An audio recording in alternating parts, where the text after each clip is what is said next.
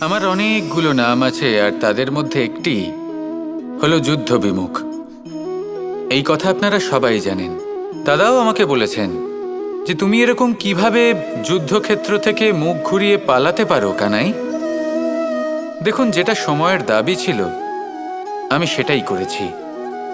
যদি আমি রণভূমি ত্যাগ করে না পালাতাম, তাহলে কে জানে কত সৈনিক নিজেদের প্রাণ হারাতেন, কে জানে কতগুলি পরিবার নিজেদের বাঁচার আশা হারাতেন, কে বলতে পারে হয়তো কত প্রাণী এই সংসার ত্যাগ করতেন। আর তাই কখনো কখনো যুদ্ধ বিমুখ হওয়াই শ্রেয়। কখনো জীবনের ক্ষেত্রেও এটা প্রযোজ্য। যদি দূরে চলে গেলে আপনার সম্ভাবনা বৃদ্ধি পায়, তাহলে দূরে চলে যান।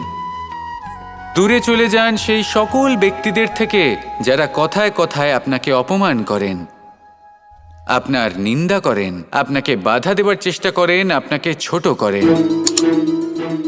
কারণ তাদের সাথে থেকে, সেই সকল ব্যক্তিদের সাথে থাকলে যারা আপনার মূল্য বোঝেন না, আপনি নিজের আত্মসম্মান, নিজের আত্মবিশ্বাস, নিজের ব্যক্তিত্বকে নত করে ফেলবেন। দূরে চলে যান সেই সকল সংঘর্ষ থেকে, সেই সকল পরিস্থিতি থেকে যাদের সম্মুখীন হয়ে আপনি কোনো পরিণামেই পৌঁছতে পারবেন না।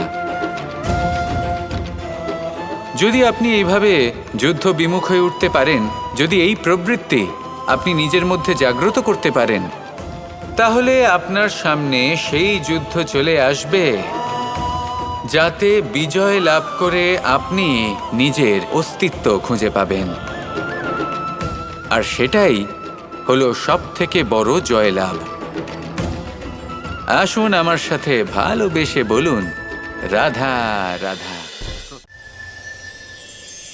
এই সংসারে এই সংখ্যাটি অত্যন্ত শক্তিশালী।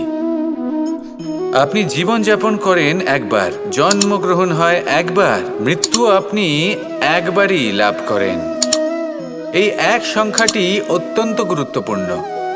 যদি আপনি এককে একের বিরুদ্ধে করে দেন, তাহলে সেটা হলো রাজনীতি। মানুষ সেখানে ষড়যন্ত্র করতে শিখে যায়। আর যদি আপনি এককে একের সাথে মিলিত হতে না দেন, তাহলে সেটা কূটনীতি হয়ে দাঁড়ায়, মানুষ সেখানে ছলনা করতে শিখে যায়।